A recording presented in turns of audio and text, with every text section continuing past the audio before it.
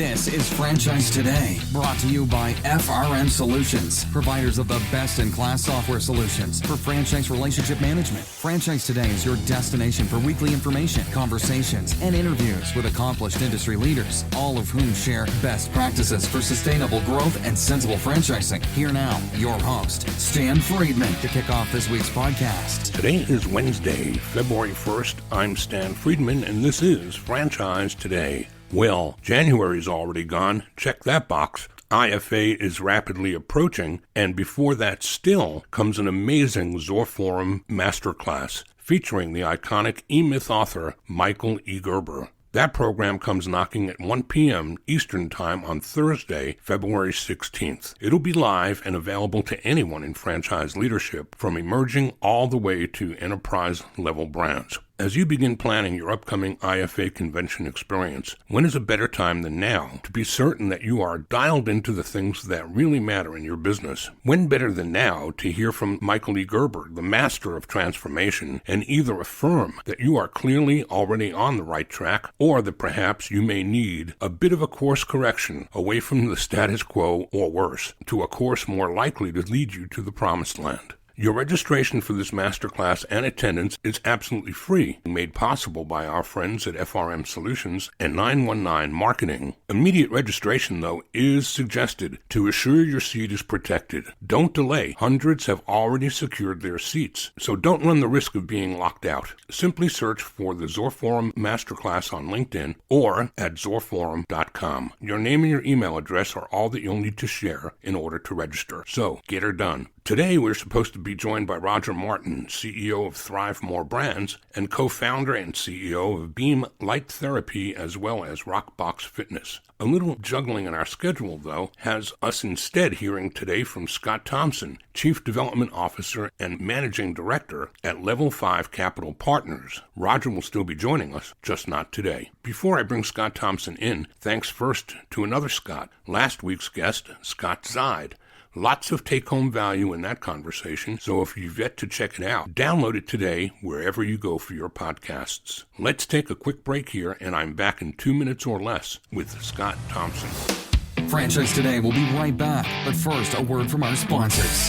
Franchisors of restaurants, bars, and grills, and multi-unit franchisees, listen up. This message is for you. If you're looking to engage guests, elevate profits, and enhance your customer experience, Atmosphere TV is the answer. What's Atmosphere, you ask? Atmosphere is the world's #1 streaming TV service for businesses, here to help you make more and save big on overpriced cable packages. Atmosphere provides you with a free programming option, bringing more than 60 ultra-engaging audio-optional channels designed to please customers and increase their average ticket. So, how does it work? Well, it's easy. Upon sign-on, Atmosphere sends you a free device, loaded with over 60 channels of eye-grabbing entertainment. From news and sports to viral videos and fuzzy animals, every channel is family-friendly and designed to keep your customers happy and engaged. Plus, thanks to Atmosphere's 100% audio-optional format, the programming is perfect for any setting, no matter how loud or busy. Atmosphere isn't limited to restaurants or bars either. Any business with a TV screen can benefit from better entertainment. So stop playing and paying overpriced cable. Go with free TV instead. Chiropractors, doctors, dentists, auto shops, anyone with TV in their waiting rooms can jump on this amazing offer. Just go to atmosphere.tv/sign-up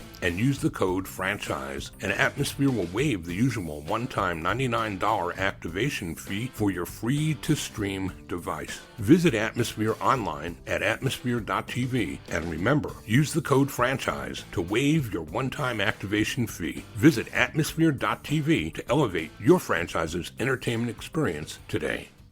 Scott Thompson is Chief Development Officer and Managing Director of all the brands operating under the Level 5 Capital Partners banner, most notably Big Blue Swim Schools. Scott is a strategic franchise executive and lifelong learner and planner. He is also a data-driven sales and marketing executive that continuously innovates and leverages technology to the nth degree to accelerate growth across all the brands he's aligned with. His specialties: franchise development, lease negotiations, real estate, financing, sales and marketing, training, franchise law, corporate startups, business coaching, partnership development, and team building and technology. Quite a resume, and he joins me now to talk about all of that and more. Scott Thompson, welcome to Franchise Today. Hey, thanks, Stan. Great to be here. How are you?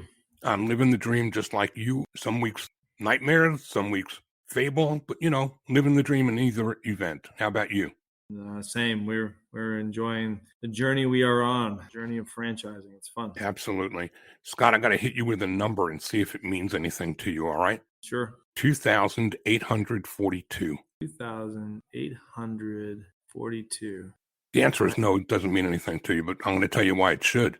Sure, tell me. Because I think this is a new high watermark. That's the number of connections you and I share on LinkedIn. And when the number goes north of 1,000, I always tell the audience who they're hearing from this week is somebody worthy of knowing. But when you get to 2,842, that's crazy. That's uncharted territory. A lot of people, my friend. A lot of years under our belt. And that's what we're going to start with. So why don't we pick up with how franchising found you, what you were doing when it did find you, and we'll take some milestones along the way of things that are lessons learned or maybe even things that you've learned that you'd never do again. But let's start from there. Where do we begin? I was a 22-year-old kid. I just finished college in Boston, Mass. I went to Bridgewater State College. I worked full-time while I was doing that.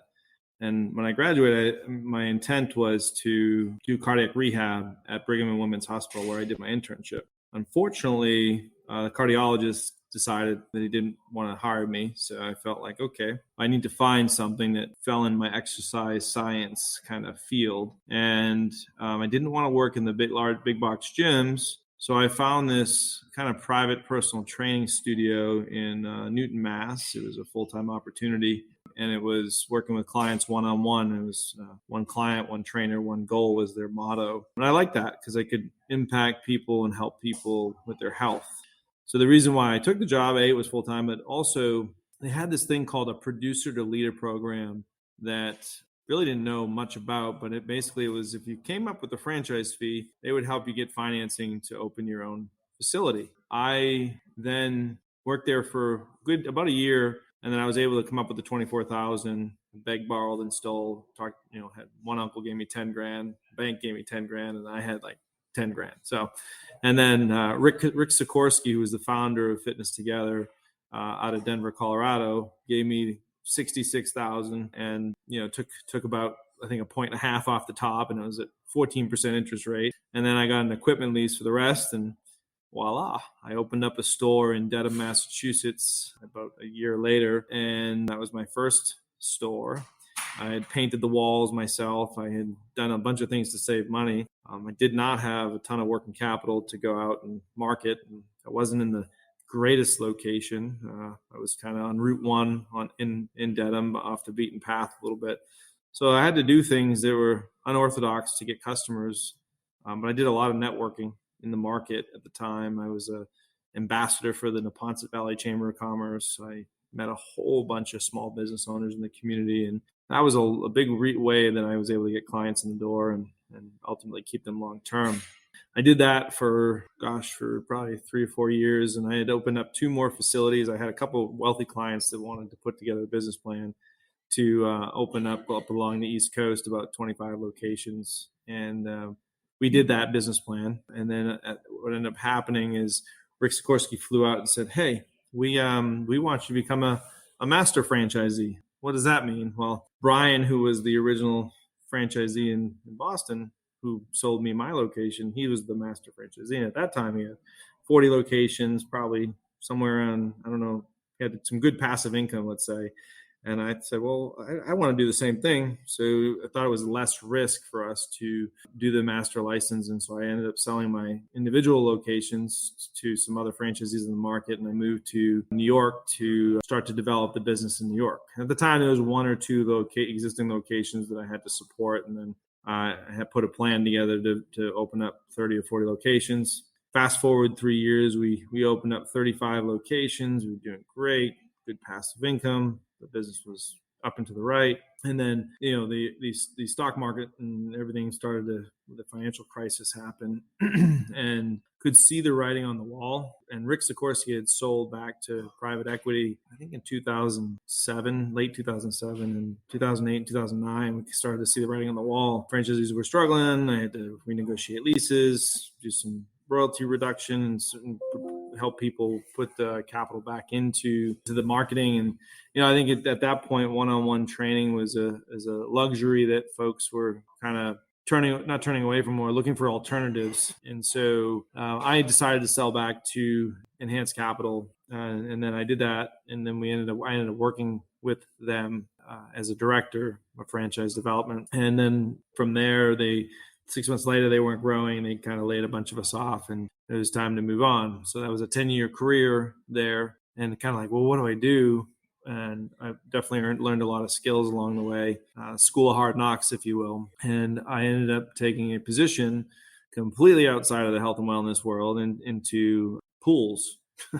I ended up working with a French pool manufacturer called Piscine des Joyeux out of Saint-Étienne, France. They are the largest manufacturer of recycled plastic kind of pools that they build all over the world. They have 500 locations. They've always wanted to penetrate the United States and have struggled. And they said the best way for you if you're going to take this position as the executive vice president of the U.S., we want you to relocate to the Southeast. And so that's what brought me down to Atlanta. And that was in 2010. That's when we met, I think. Before we start talking about DeJoya, I just want to check in with you on the Fitness Together side to see whether or not Jeff Jervik was one of those 2,842 people we shared in common. I'm probably certain he is. Yeah, Jeff and I know each other very well. Jeff was our COO and then CEO at the time. He came in, I think, with Enhanced Capital experience. He worked at Papa John's, and I think he owned in Hawaii, and then he also was a COO for Krispy Kreme. But yeah, exceptional leader, somebody who understands operations and how. And he had Elements Massage too, didn't he? Yeah, we had when I was leaving, Rick had brought on Elements Therapeutic Massage, which was scaling, and now which basically FT is part of WellBiz, which is Dry Bar, I think Lash Lounge, right, and all those concepts. Yeah. So back then, those were my Frank Connect days, and you've had some of those too, but we'll save that for later. Let's pick up where we left off and talk about your arrival here in Atlanta. Yeah, I moved here in 2010. I'm living in New York City, living in Boston. The Southeast. I've never lived down here, so it's kind of unknown chartered waters, and pleasantly surprised. I love the Southeast now. I'm still here, and basically we set up their subsidiary in Roswell, Georgia, and it was a physical location. It was about a 12,000 square foot facility where there was a retail portion in the front. We could buy chemicals and talk to sales consultants about building a pool. And then there was a warehouse in the back where we did the kitting for the pools. And there was some offices above that we just had admin and financial kind of resources up there. So that was their U.S. operations. And we scaled that operation to about 20 million in sales in a short amount of time, and doing really well. The challenge is they just didn't want to scale. The French, they look at business differently than we do from a growth perspective. And, they were content with having the single location and doing that for many, many years. And for me, that was not a long-term opportunity that I wanted to continue on. And, getting stung by bees on the weekend, spraying out pools is not fun. So I decided to go back on the franchise development side. And along the way, I became great friends with the outside counsel, Catherine Rooks. And she ended up tapping my shoulder to come over to Premium Franchise Brands, which is JamPro and Made Right. And I worked with Rich Kassane there for many years, and Jack LaPointe. But we grew Made Right, which was their sister company on the residential cleaning side. And then we had JamPro, which was their kind of long-term legacy brand. And we did that well. I sold 9 countries while I was there. We basically sold out some of the major markets. I really enjoy today, after not being there for a few years, seeing some of those people that were brought in at the time that I was there is having amazing success. I mean, we have a franchisee and a master franchisee in Detroit who recently won the Founders Award, which is pretty distinguished award that Jack LaPointe gives out to one franchisee a year. My team and we brought those franchisees in. Well, we did that for, I was there 4 years. It was sold multiple times while we were there. So J.H. Whitney to Webster Capital, and then to Incline Equity Partners. I think now it's even with another private equity, and the growth they've had there was amazing. I did a short stint at Frank Connect. Frank Connect has always been my go-to technology solution when I'm building out systems and process and automation and trying to make it simplified for the team to work with candidates. I think I've mastered that technology. You haven't quite mastered it, or you'd be on FRM by now, but we'll just save that conversation for another day. Very, very, very true, Stan. Very true. I get it. It's kind of fun how you and I have had this game of tag for a while, where a couple of times in our careers, you wound up someplace that I once was. So Frank Connect was one of those. And then further down the road, Tutor Doctor, right? Yeah, so Tutor Doctor, that was where I basically left after JamPro at while I was with Frank Connect. It was kind of that in-between period of time there. But yeah, I ended up joining Clear Summit Group and Dan Moynihan and that team and Frank Milner. And that's where I met Dennis Campbell, actually, who's a colleague of mine here at Level 5 and a really good friend too. But yeah, we worked on Tutor Doctor and had amazing success. I had 15 directors globally. We streamlined process there. We built out some good scoring and scorecards to benchmarks for folks to have good success with, and did a lot of training with the team. And I think the year I took it over, they were generating somewhere around 10 to 12,000 leads a year and selling about 80 to 90 franchises, which is maybe a 5 to 7% personal profile to deal ratio, which was basically an application to deal. And we ended up helping get them more refined, where we had about 8,000 leads. And then where we then generated about 160 new franchise units, which is about a 12 to 15% personal profile to deal ratio, which was, we had a tremendous success rate there. And then I got a phone call out of the blue, didn't expect it. Another friend of ours, Barry Falcon, I don't know if you're familiar with Barry. Sure, I've known Barry for years. Barry was part of the Shelf Genie group when I first met him. Yep, and now he's with the iFranchise Group, and he had tapped my shoulder. He was doing some work with a gentleman by the name of Chris Kenny, who is the basically managing partner of Level 5 Capital today. He said, "You got to meet this person. You would be perfect for what they're looking for." And so I said no multiple times. Finally, I said, okay, as a courtesy to you, I will go meet with him. I was very happy where I was. So I met Chris. It was a 3.5-hour meeting, sold me on the vision of where Level 5 Capital is going to go and Big Blue Swim School. And I ended up basically taking the position, but then telling Dan, and then Dan countering, and then me telling Chris that I was going to stay. And then he said, "No, you're not going to stay. We're going to do it every 10-3." So it was fun to be in that position at the time. And basically today I've been here over it'll be 5 years this summer. The growth we've had has just been incredible. We raised a $100 million fund during COVID, and now we're about a $280 million fund too. We have our Big Blue Swim School, which we've awarded over 230 committed locations, which is about $600 million in capital deployment. And then we have Heyday Skincare, our 131 locations we've awarded there. We have Restore Hyper Wellness, which we sold for, I can't remember exactly the multiple, but when we came on board with them, they had about 30 locations. They're at over 200 locations now, but we awarded 600 locations. Our team, Acceleration Services, doesn't work with them today, but we're still an investor, a small investor. One of the things that separates Level 5 from other private equities is we always drink our own champagne, I like to say, where we invest in the brand and then we actually open up as a large anchor franchisee with the brand. Why don't you do this? Why don't you hold on to that right there? Because we're going to take a quick break. And when we come back from that break, I'd really like to tear into more of what Level 5 does and how differently they are positioned than others that are in the private equity space in the franchise world. But let's leave a little room for that conversation on the other side of the break. What do you say? Sounds like a plan. We're talking today with Scott Thompson, Chief Development Officer and Managing Director at Level 5 Capital Partners, and we'll be right back. Franchise Today will be right back, but first, a word from our sponsors. We are all familiar with Vistage, YPO, and EO. Well, now comes Zor Forum, a somewhat similar type of executive group, but this one comes with a twist. Zor Forum groups are exclusively for franchisors. Imagine a peer group for sharing and networking on a platform built exclusively for franchise executives. Zor Forum members are afforded unparalleled access to best practices and some of the brightest minds within the franchising world. Through regular meetings and a dedicated communications platform, In this post-COVID world, a franchise-specific mastermind or peer group is an endeavor worth making time for. Zohr Forum groups of 6 to 10 will bring leaders together that are in similar situations, but with exclusivity in terms of their competitive sets, so that each can openly help others benefit from their respective knowledge, perspective, and experience with no fear of competitive loss. Network, learn, strategize, and remain motivated along your journey. Join a peer group, not just any peer group. Join the only one designed for emerging franchisors. Join Zohr Forum. Learn more at zohrforum.com. That's www.zohrforum.com.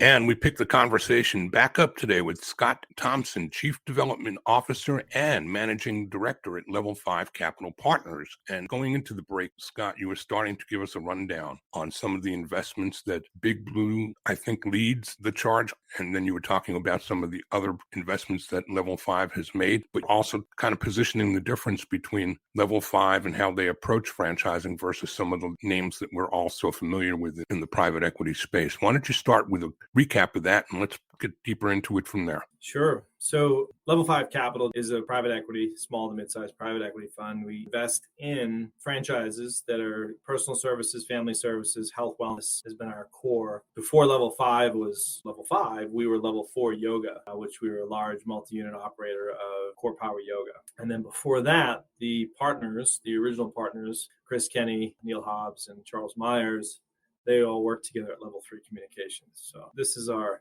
evolution. Level 5 is probably what is going to be where it stays. That's the final name, if you will.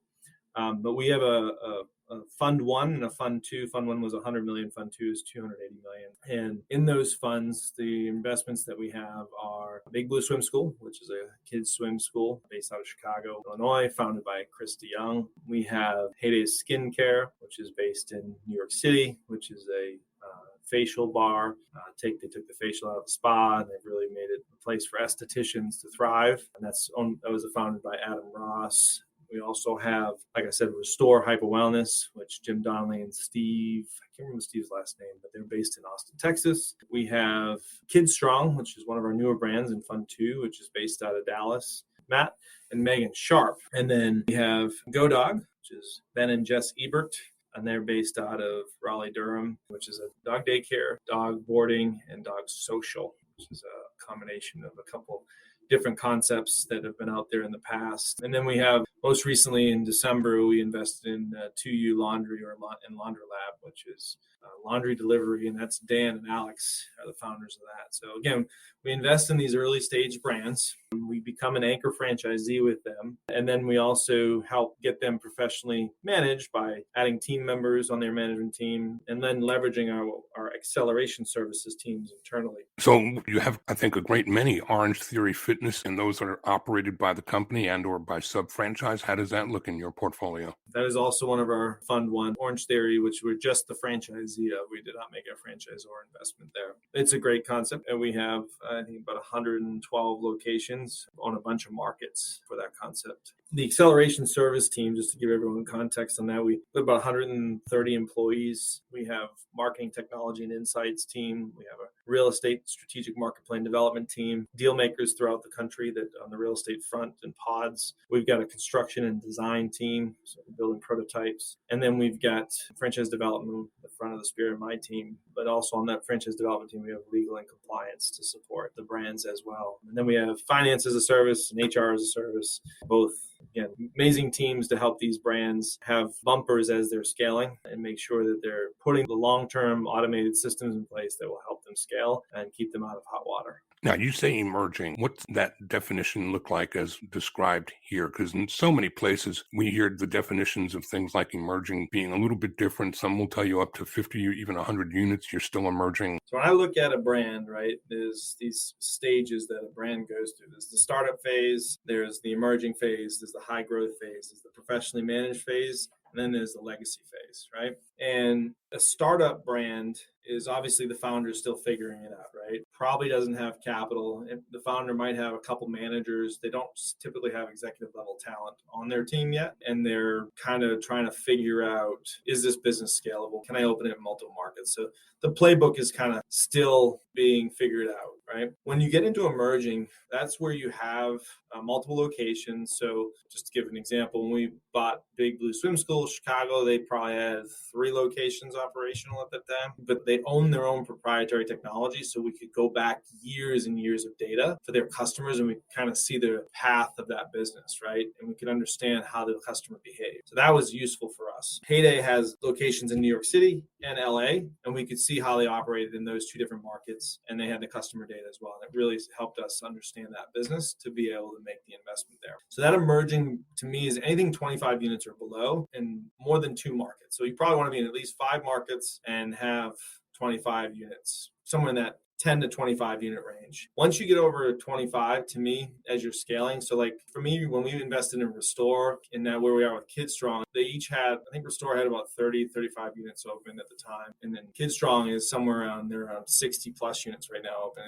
That's the high growth phase. They've got a lot of franchises sold but not yet open. They're figuring out their tracks and how to open these doors consistently. Obviously, they're scaling. So they're in that high J curve growth, acceleration growth curve. And then along the way, that's where our sweet spot is because we can really help eliminate mistakes all founders make along the way. And it's just with scaling and making sure that they have the right talent in the right positions, like the old Jim Collins book, Good to Great, right? Right people, right seat, having the right systems, and Dr. Gerber and all the good books that you've all read, but truly making sure that those systems are in place so that the scaling happens. And then, we get them to that professionally managed phase. And at that point, that's where probably another private equity shows level of interest and we support them. And, we usually stay on as a multi-unit franchisee or we stay on as a board member and so forth. Can I share my definition of emerging franchisor with you and see what your opinion is? Doesn't matter how many units in my mind they have. I think the more defining issue is, are they cash flow positive? Are they royalty self-sufficient? To me, that's the mile marker that counts. And we do a lot of that work, right? Even though you might be royalty sufficient, a lot of these businesses need capital to continue to make sure they're scaling properly. Right. Totally agree with you. Totally agree. So what's too small for you in terms of investment? You talked about Big Blue was, I think, only 3 units when you entered. Right. But they were pretty well defined as far as their playbook and their strategy. And essentially their operating manual was really well defined. And they had a lot of things in place. Obviously, we helped polish it up and build it out further. They understood their business well. Roar Capital is always, to me, the most unique in terms of private equity and franchising, with a buy it and hold mentality in most cases, where private equity usually is a 5-year flip, right? So where do you fit in that spectrum and what makes you different there? Every business is different. We don't put a whole bunch of debt on our businesses. Not to mean we wouldn't put debt, but our job and our focus is to create the value, the real value, which is doing the blocking and the tackling and making sure that the quality doors are getting open. And for us, if it's 4 years, great. If that's what the investment case is. If it's 7 years, great. But it's really making sure that we have a real informed investment case on what we think we can do, what the unit performance is, and what we believe we can sell and open in that time frame. And then just executing that plan with the founders and the management team. And then your team is deeply involved in day-to-day and working with these founders and their management teams? Yeah, that's the beauty of acceleration services. It's a nice wrap around the management teams and the capital teams, because when we go to board meetings, a lot of times the capital team knows a lot more, just as much as the management team, as to what's going on with the business. Yeah, we're in it with them. So post-COVID, we're in a whole different world. Private equity seems to be entering another phase of rolling up portfolios or putting umbrellas up over groups of brands that service the same consumer. I think Neighborly was probably one of the first, but we're seeing that repeat itself again and again and into different verticals. What's the future, the 1 to 3 year look like to you looking ahead in terms of how franchising is going to position and pivot itself in private equity over it? I mean, that's just a smart way for private equity to do it. If you've got a really, really solid performance and track record with the management team, you've got good shared services that you can leverage and teams, building out those platforms and adding brands to a good operating system just makes sense, right? Call center type stuff, finance as a service, all of these generic kind of business functions can be leveraged under these platforms, and it saves cost and it builds value real fast, especially if they're good at opening quality doors. So Inspire Brands is a really good one on the restaurant front. Like you said, Neighborly on the home service front. It just makes sense for the teams to have multiple brands underneath it. Where do you see things moving, and how far out can you actually look anymore, Scott? We used to be able to do a 5-year plan, but post-COVID, I don't hear much of that. I hear people talking like we're looking at the 1 to 3 year. What about you? We're 5 years out. I mean, the things that we're doing today, it's amazing how fast we've grown in 4 years, just myself being here. Like there is definitely a 5-year plus plan for level 5, and we've got some amazing senior level leaders I'm lucky to have a seat at the table that are used to building billion-dollar market cap companies. So we're on a pretty fun ride right now, but there is a 5-year plus plan, definitely. And what about broader for the industry and government relations and all of the... Interesting. Yeah, you're seeing certain things change, like some of the disclosure. The Federal Trade Commission, I think those laws will stay pretty consistent. I always worry about the joint employer and the Department of Labor and registration states, some of our more aggressive states. I worry about laws that they try to pass that impact what we do. But I do believe that franchise industry, the IFA, even though we're small, we're mighty. And I think that, again, the more people we can make recognize what franchising is in general and get more folks involved and understand it's not just French fries, it's a lot of business, and it's an actual very, very good way to do business because it helps lots of families build some generational wealth, and also for the communities that you have locations in. Every franchise location is typically an individual or a family, and like they're giving back to their community, they're providing. I just think the more people get involved and understand how franchising impacts communities and the overall local economies, and I think the government won't infringe too much into what we do. Scott, we have to leave some time for you to give contact information, but before we do that, my favorite question each week is, what have I not asked you that you wished I did? Well, I have a awesome wife, Elena, who is my better half, who is always my biggest supporter and cheerleader behind the scenes. And then my son, Miles, loving baseball lately. We got tryouts this week, and I just hope everyone can maybe put some good thoughts out there for him. I want him to make the select team. So great. Well, I appreciate you sharing that. What about some contact info for those who want to find you again and have a deeper conversation? Yeah, you could email me at Scott, SCOTT, at LFIVEcapital.com. Wonderful. Scott, I really appreciate you coming here today, spending some time with the audience and making yourself available. And we didn't even get to talk about your teaching at UGA. We'll save that for a follow-up conversation. What do you think? Yeah, that's fun. Yeah, they just got my MBA there this past summer, and they asked me to teach principles of franchising. So it's just kind of nice. By the way, I had a conversation with Michael Gerber the night before last and told him that you've elevated him to doctor. He's not a doctor. He said, thank you. Oh, I'm going to change my rate card now. I thought it's Dr. Gerber on the It's not doctor. It's not doctor at all. It's just Michael E. Gerber, or Gerber, as most of us that know him call him. That's funny. You're welcome. We'll do it. Scott Thompson, Chief Development Officer and Managing Director at Level 5 Capital Partners. Thanks for joining us here today. Thanks, Dan. It was fun. Thank you. Well, that's a wrap for today. Coming up in the weeks ahead, Roger Martin, Trevor Rapley, Ann Huntington Sharma, Josh D'Agostino, and Alan Young. So until next week, when we're back here to do it all again, I'm Stan Friedman wishing you the best, the very best of all things franchising, and Franchise Today is out. Franchise Today is a production of FRM Solutions, providing best-in-class CRM tools to empower relationships with prospective and existing franchisees. No excuses, just solutions. Find them online at frmsolutions.com. Join Stan every Wednesday at noon Eastern for another live episode of Franchise Today. Or, as always, download episodes on demand at blogtalkradio.com or iTunes. When you're part of a military family, you understand sacrifice and support. So at American Public University, we honor your dedication by extending our military tuition savings to your extended family. Parents, spouses, legal partners, siblings, and dependents all qualify for APU's preferred military rate of just $250 per credit hour for undergraduate and master's level programs.